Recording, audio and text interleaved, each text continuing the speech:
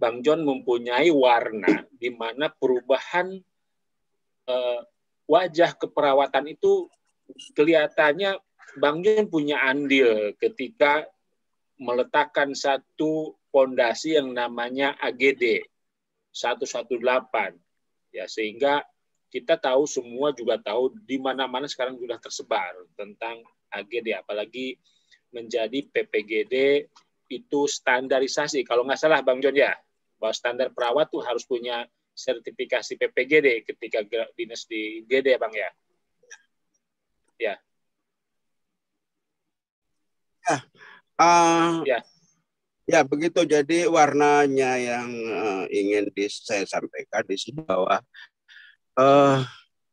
betapa saya berada di lingkungan yang orang-orang yang cinta profesi, yang cinta bangsa, yang cinta keberagaman, menginginkan kita sejajar dengan bangsa lain dunia. Itulah yang membuat saya melihat ke dalam, introspeksi daripada profesi ini, sebagai bagian daripada anak bangsa ini yang berada dalam satu wadah PPNI, dan melihat perjalanan pengelolaan organisasi inilah yang membuat saya geram, terus prihatin, dan bertanya-tanya apakah kita mampu menjadi satu gerbong dalam koridor bernegara. Betul. Menyongsong era-era global ke depan. Nah, jadi betul, Bang. Satu hal Bang, apa kesulitan ketika Bang John menyamakan persepsi terkait dengan pendirian 118? Tentu kan banyak banyak perbedaan yang terkait dengan bagaimana Bang John ketika meletakkan satu fondasi perkumpulan 118. Adakah hambatan ketika saat itu? Kalau sekarang mungkin kita bicara lain dengan konsep yang dulu, Bang John. Jadi begitu banyak tadi Bang John bagaimana bisa melatih pas pampres, kemudian pas Kopassus. Ini kan satu nilai yang bukan nilai tambah lagi. Plus Bang John. Nah, apa kesulitan ketika itu Bang John? Kesulitannya hanya pada kuantitas kami saat itu sangat sedikit, karena saat itu pimpinan Yayasan Ambulan itu di bawah himpunan Ikatan Ahli Bedah Indonesia tidak kompromi dengan hal-hal yang abu-abu terkait kualitas, terkait moral, sehingga saat itu bagi yang tidak jujur sanksinya keluar. Jadi punya moto di mana orang bodoh bisa tapi orang tidak jujur yang melahirkan dia pun tidak bisa merubahnya. Itu prinsip AGD. Jadi prinsip yang di dalam motonya Muhammad Hatta juga demikian, bahwa orang bodoh bisa dilatih, tapi orang tidak jujur tidak bisa dilatih. Nah, inilah yang kami dibina di situ, idealisme terhadap profesi, idealisme terhadap bangsa, terhadap moralitas, kejujuran dan sebagainya. Dan saat itu hampir tidak ada kesulitan karena hubungan dengan pemerintah sangat luar biasa, karena PPGD itu yang dilakukan oleh Kanwil Kesehatan dan Dinas Kesehatan itu tidak bisa berjalan tanpa kami di Yayasan 118, karena instrukturnya dan dokter perawatnya itu dari kami gitu. Nah, dengan begitu mereka mengenal kami, mengenal konsep-konsep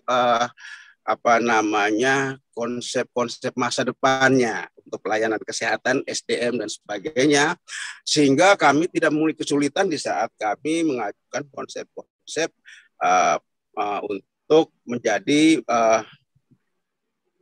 legal standing daripada konsep ini untuk diterapkan di dalam pelayanan kesehatan, sehingga saat itu ya orang pergi haji, orang naik pangkat, orang mau berbagai hal itu sudah harus dengan sertifikat PPGD atau BTJLS sekarang ini.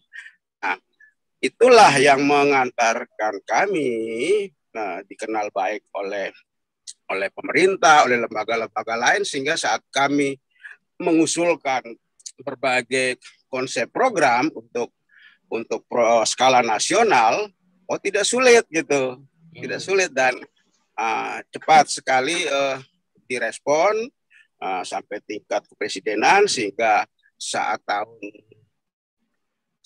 95 mungkin itu lupa, kami menjadi bagian daripada Pas Pampres di tim kesehatan untuk menjaga RI 1 itu, dan itulah saya pribadi sangat bersyukur karena saya melihat itu merupakan satu nilai pengabdian tertinggi saya pada bangsa negara untuk menjadi perawat kepresidenan saat itu, dan itu semua oleh karunia dan anugerah Tuhan, bukan oleh karena kemampuan kekuatan kami saat itu luar biasa. Dan 98 RI 1 lengser di dalam gerakan revolusioner reformasi. Nah, kami kembali lagi dan saya mengambil sikap untuk melaksanakan janji saya terhadap rakyat DKI untuk terus menjadi abdi negara di Pemda DKI, karena sekolah kedinasan dibiayai oleh uang rakyat. Saya tidak bisa terus di 118, saya harus berkarir dalam instansi pemerintahan. Saya pindah ke Pasar Rebo tahun 98 dan tahun 2000 saya ikut Munas pertama kali, dan itu tahun 2000 itu Munas di mana saya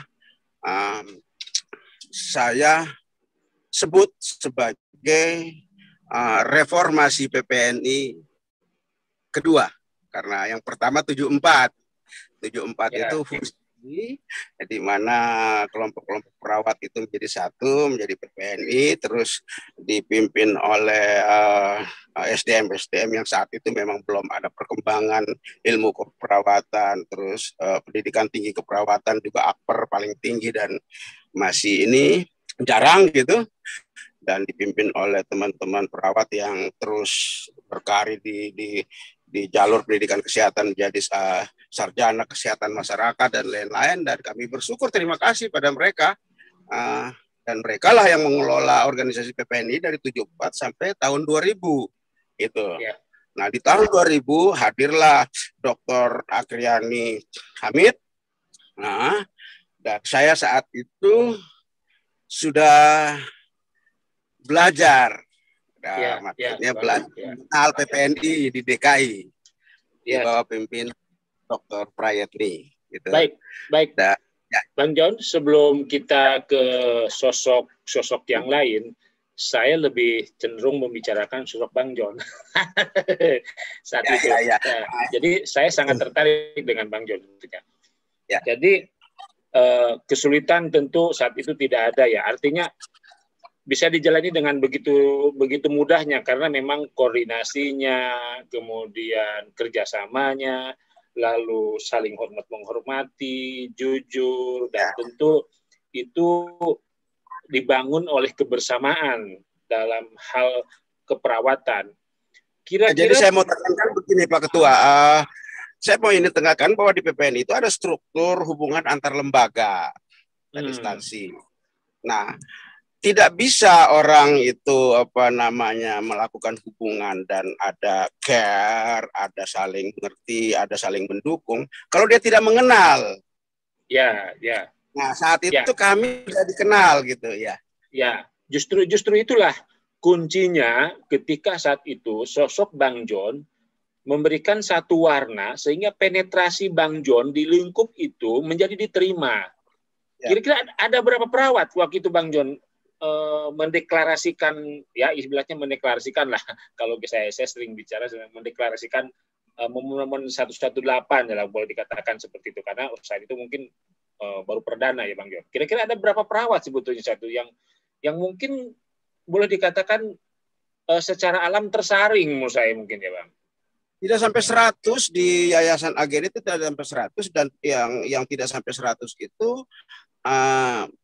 perawatnya itu semuanya lulusan SPK, SPR gitu, terus yang lainnya penunjang, terus pimpinannya itu dari dokter bedah yang memegang yayasan ini, dan dokter bedah itu yang lebih peran itu hanya 2-3 orang, dan operasional hari-hari kami yang mengelola, kami yang SPR, dan saat itu dari Sekesal, Sekolah Perawat Kesehatan Angkatan Laut, dari Kesdam, dari Kota Jakarta, terus ada juga yang dari daerah lain beberapa, tapi lebih banyak 3 ini, dari Angkatan Laut, Kesdam, dan Kota Jakarta. Dan saat itu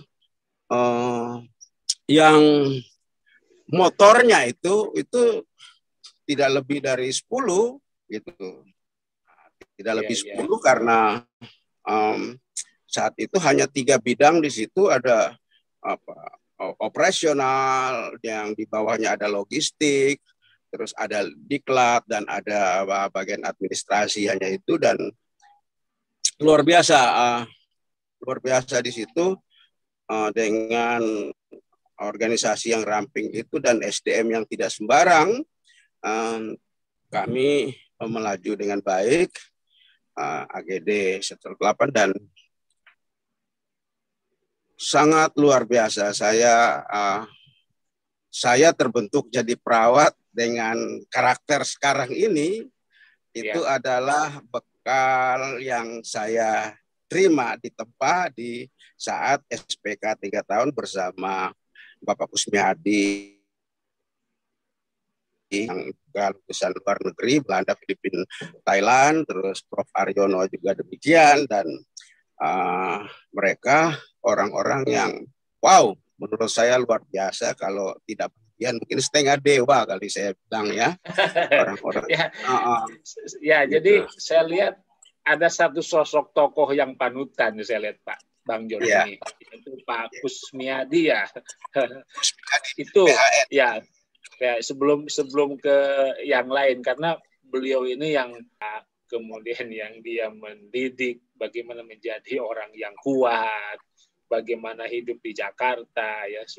Dan saya kira memang semua orang punya pengalaman yang luar biasa terhadap seseorang ya. Testimoninya memang mungkin berbeda, tetapi nuansanya sama ketika saya juga ada punya sosok yang dibanggakan ketika saya sekolah atau berhasil dalam mencapai sesuatu, terutama cita-cita. Baik Bang Jon, saya kira ini luar biasa. Kalau diceritakan ini tidak akan pernah habis. Dan karena saya tahu bagaimana perjalanan dari Kupang, mungkin naik kapal laut, terus bagaimana bagaimana makan di kapal laut, bagaimana berapa harinya. Ini, ini pasti mau cerita itu malu. Iya. Takut nangis. Iya, itu saya tahu itu perjalanan. Saya juga ngalamin dulu pernah di Irian Jaya. Nah, ini yang menjadi saya kira contoh jiwa perawat, terutama ya sosok perawat masa dulu dan masa sekarang. Dan ini yang sekarang ini memang kalau boleh dibilang sedikit kekuatannya luntur mungkin ya Pak. Jadi saya berharap dalam momen ini, testimoni ini memberikan inspirasi kepada teman-teman yang muda, sehingga kita semua tahu bahwa satu perjuangan kita adalah menegakkan marwah perawat. Tentu saya kira tadi perjalanan Bang Jon mulai dari karir sampai pencapaian satu karir keperawatannya sungguh ada titik terang, Saya bisa melihat dari bahasanya, mulai bisa bagaimana perjalanannya. Jadi hal ini saya sampaikan ke teman-teman bahwa perjuangan itu perlu pengorbanan, dan pengorbanan itu perlu kalau ibaratnya berdarah-darah, dan inilah yang dialami oleh rekan kita Bang Jon. Dan mungkin Bang Jon, saya ucapan terima kasih episode yang hari ini. Jadi rekan-rekan inilah sosok Bang John, bagaimana company profile, bagaimana sosok Bang John yang sebetulnya low profile. Sekarang saat ini beliau ada di NTT, Kupang, yang sekarang sedang mencoba untuk bersama merawat ibunya. Kita semua semoga mendoakan, semoga ibunda sehat, dan Bang John juga mempunyai inspirasi bagi kami yang memang di Jakarta ini perlu ini Bang, perlu apa namanya, pencerahan lah ibaratnya Bang John, pencerahan. Ya, atau perlu ibaratnya kalau HP itu dicas, listrik itu dicas Bang. Jadi listrik itu udah ibaratnya sudah ya 20% ini perlu gitu, perlu dicas supaya jadi 100% gitu Bang. Jadi jangan bosan-bosan Bang John pada sesi ini. Mungkin ada pesan khusus Bang John sebelum saya tutup ini. Bagaimana trik menjadi seorang perawat yang sukses? Trik nih, bagaimana supaya apa ya? Sehingga perjalanan karir Bang John menjadi kita bisa melihat lah Bang. Ya. Jangan berhenti untuk terus mencintai profesi ini. Dan rawatlah rumah yang kita huni saat ini, yaitu PPNI yang kita cintai, sehingga bisa menjadi rumah yang merupakan atau kamar daripada tatanan kebangsaan ini untuk turut membangun kesehatan nasional Indonesia. Terus berjuang jadi perawat tangguh sebagaimana moto atau apa namanya di UHUD PPNI yang lalu. Terus cintai profesi ini. Ya. Baik, jadi intinya mencintai profesi apapun yang terjadi, karena konsekuensi hidup itu menjadi pilihan kita menjadi perawat. Baik, terima kasih Bang John, inspirasi yang luar biasa. Pada teman-teman jangan lupa ya untuk menonton terus video-video kami yang nanti mungkin berikutnya akan kami tayangkan. Ini baru sesi pertama, teman-teman. Jadi kalau kita bahas ini tidak akan pernah habis. Ya, terima kasih Bang John pada sore hari ini, sehingga kita bisa berkomunikasi walaupun jauh di mata, tetapi dekat di hati. Baik, amin. Terima kasih semuanya. Salam sehat. Salam sehat Pak Ketua. Ya, ini